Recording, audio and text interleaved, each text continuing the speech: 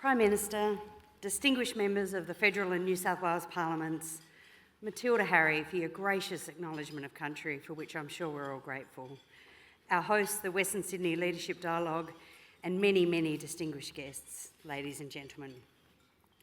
It's my great pleasure to join you today and shortly to introduce our next speaker, who I'm very proud to call a friend. But before I do, Prime Minister, let me take this opportunity on behalf of the University and doubtless many others in the sector to acknowledge the priority given by your government to higher education in the budget. Among other measures, students and recent graduates will benefit greatly from changes to HECS indexation, which will help more than 3 million Australians pay for their tertiary education. And in addition, payments to support students during their mandatory placements. We thank you for that acknowledgement and know many of us will benefit, and our children. We're also grateful that the Australian Universities Accord, delivered by Minister Clare, shone a bright light on higher education, which is so vital to the nation's future and, of course, to Western Sydney.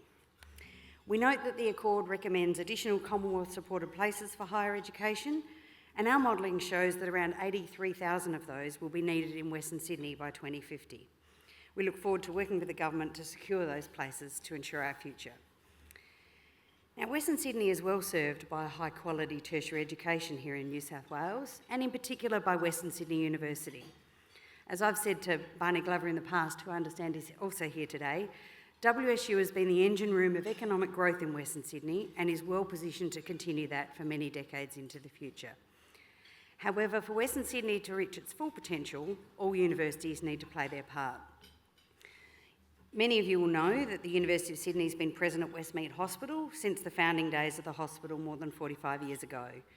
And with more than 1 in 4 of our domestic students already coming from Western Sydney, we need that number to grow.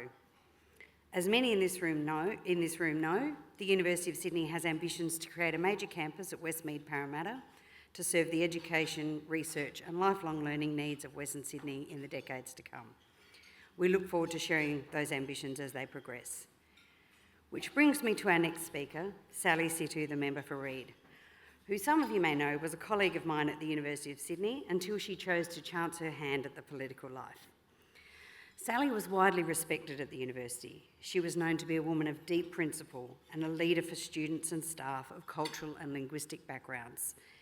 She was an intelligent, passionate and determined staff member, very focused to ensure that all young people should experience the transformative power of education as she'd done. She was also a fierce advocate of the University of Sydney's ambitions in Western Sydney, and I can confirm that she's now holding us to account to make sure that the people of Reid benefit from our efforts. It goes without saying that we didn't want to lose Sally, but we're so proud of the role she's now playing in our national parliament. Friends, please join me in welcoming the federal member for Reid, Sally Situ.